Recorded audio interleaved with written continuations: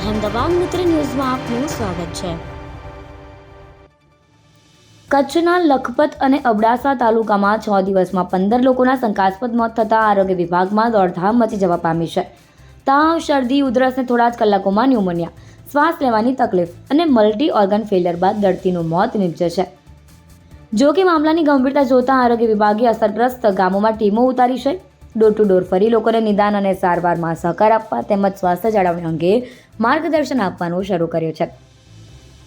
ગામની દરેક શેરીઓમાં દવાનો છંટકાવ હાથ ધરાયો છે। ભેદી બીમારીથી મોતને લઈને આરોગ્ય મંત્રી ઋષિકેશ પટેલ અને શિક્ષણ રાજ્ય અને કચ્છ જિલ્લાના પ્રભારી મંત્રી પ્રફુલભાઈ પાનસેરિયા કચ્છ જવા રવાના થયા છે। પ્રાપ્ત માહિતી મુજબ બંને મંત્રીઓ રાત્રે સર્કિટ હાઉસમાં રોકાણ કરશે અને આવતીકાલે લખપત અને અબડાસા તાલુકામાં શંકાસ્પદ તાવના કેસની પરિસ્થિતિને પગલે સ્થળ વિઝિટ કરી શકે છે। કચ્છ જિલ્લા વહીવટીતંત્ર સાથે આરોગ્યની પ્રવર્તમાન સ્થિતિની સમીક્ષા બેઠક પણ કરી શકે છે। જિલ્લા આરોગ્ય અધિકારી રવિન્દ્ર કુલમાલીએ વધુમાં જણાવ્યું હતું કે અમારી ટીમો અસરગ્રસ્ત ગામોના લોકોને હેલ્થ એજ્યુકેશન આપે છે। આમાં કોઈ ગભરાવાની જરૂર નથી। તમને કોઈ પણ જાતનો તાવ કે અજુગતી ફિલિંગ આવે તો તરત આરોગ્ય કેન્દ્રમાં જઈને તપાસ કરાવો। કોઈને આઇસોલેટ કરવાના નથી, ખાલી તમારી તપાસ કરીને સારવાર કરવામાં આવશે। કોલેજમાંથી નિષ્ણાતોની ટીમ મોકલવામાં આવી છે, જેમાં મેડિસિન, PSM, માઇક્રોબાયોલોજી, બાળ રોગ નિષ્ણાત વગેરેના એક્સપર્ટોની ટીમ જઈ અને ત્યાંથી સમગ્ર સર્વેલન્સ કરી અને ત્યાંની માહિતી લઈ અને આ બાબતે આ મૃત્યુ થવાના કારણો જાણી અને એ રિપોર્ટ એ રાજ્ય સરકારને 2 દિવસમાં એ લોકો કરવાના છે।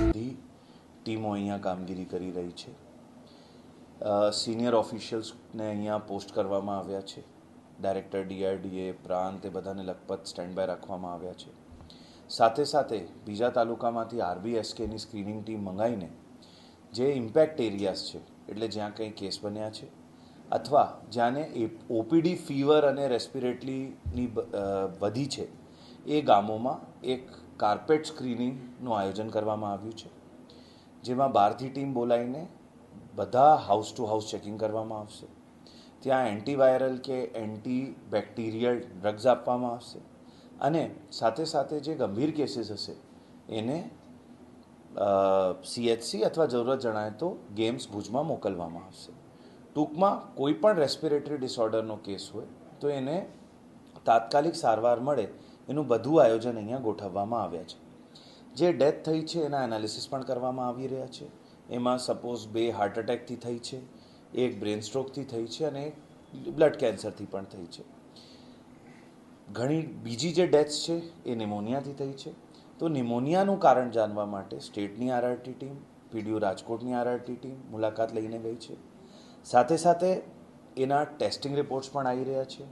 ફોર એક્ઝામ્પલ લેપ્ટોસ્પાયરોસિસ બધાના નેગેટિવ આવ્યા છે, સ્વાઇન ફ્લૂ પણ બધાના નેગેટિવ આવ્યા છે અને ટાઇફોઇડના પણ બધાના ટેસ્ટ નેગેટિવ આવ્યા છે। જે કેસીસ ગામમાં અત્યારે સ્ક્રીનિંગ ચાલી રહી છે એમાં 1 ડેન્ગ્યુ અને 2 મલેરિયા ફેલ્સીપેરમના કેસ મળ્યા છે અને 2 સિઝનલ ફ્લૂના કેસ મળ્યા છે। તો એના માટે એન્ટી લાર્વલ એક્ટિવિટી માટે પણ જિલ્લાની બહારની ટીમો બોલાવવામાં આવેલી છે। ફોગિંગ વધારાના પમ્પ્સ અરેન્જ કરવામાં આવેલા છે। સાથે સાથે CHC ખાતે વધારાના ડૉક્ટર પ્રતિનિયુક્તિથી મૂકવામાં આવેલા છે અને પોર્ટેબલ એક્સરે પણ ત્યાં મૂકવામાં આવેલા છે। 15 બેડની પણ ત્યાં વ્યવસ્થા કરવામાં આવેલી છે અને જો કે જરૂરત ના પડે પર પ્રિકોશનના લીધે ત્યાં ઓક્સિજન સિલિન્ડરની પણ વ્યવસ્થા ગોઠવવામાં આવી રહી છે। સાથે સાથે ગામમાં જે આપણે પાણીની વાત કરી તો વાસ્મો, વોટર સપ્લાય અને ગ્રામ પંચાયત સાથે મળીને મેં અત્યારે બધા ચૂંટાયેલા પ્રતિનિધિઓ સાથે પણ વાત કરી। એક ઝુંબેશ રૂપે જેટલી ટાંકીઓ છે એ બધાની સાફ સફાઈ, જરૂરત પડે તો ઇન્ટરમિડિયેટલી ત્યાં ટેન્કરની વ્યવસ્થા અને બ્લીચિંગ પાવડર અથવા ક્લોરિનેશન, સુપર ક્લોરિનેશન કરવા પડે એની પણ વ્યવસ્થા ત્યાં ગોઠવવામાં આવેલી છે। થોડું કોઈ જગ્યા ફીવરનો કોઈ કેસ અનઅટેન્ડેડ ના રહે, ખાસ કરીને ફીવર વિથ કફ અલગ હોય અગર હોય તો એના માટે આપણે સરપંચ, તલાટી, આશા, આંગણવાડી કરીને એક ફીવર કંટ્રોલ રૂમ ચાલુ કર્યું છે, જેથી કોઈ પણ કેસ હશે તો એમ્બ્યુલન્સ સ્ટેન્ડ બાય હશે, એને દવા મળે અને જો સિવિયર કન્જેશન કે કેસ હોય તો એને તાત્કાલિક CHC અથવા જે કંઈ હોસ્પિટલ છે ત્યાં તાત્કાલિક પહોંચાડવામાં આવે। એના માટે એ કંટ્રોલ રૂમ અને જે એમ્બ્યુલન્સીસ છે એને સ્ટેન્ડ બાય પણ રાખવામાં આવ્યા છે। 6 સેમ્પલ આપણે NIV પુણે મોકલવામાં આવ્યા છે, જેમાં કમ્પ્લીટ વાયરલ પ્રોફાઇલિંગ કરવામાં આવશે। એટલે જેટલા વાયરસ છે એની તપાસ પણ થશે. એટલે જે ન્યુમોનિયા થઈ રહ્યા છે એની પાસે કારણ શું છે એની પણ ગતિવિધિ ચાલુમાં છે. એની સાથે સાથે હું ફરી એકવાર કહું છું કે કેસીસમાં કોઈ ક્લસ્ટરિંગ નથી અને કોઈ એજ પ્રોફાઇલ નથી, એટલે એજ વેરિયેબલ છે અને પરિવારમાં કે નજીકમાં કેસીસ આવતા હોય એવું નથી.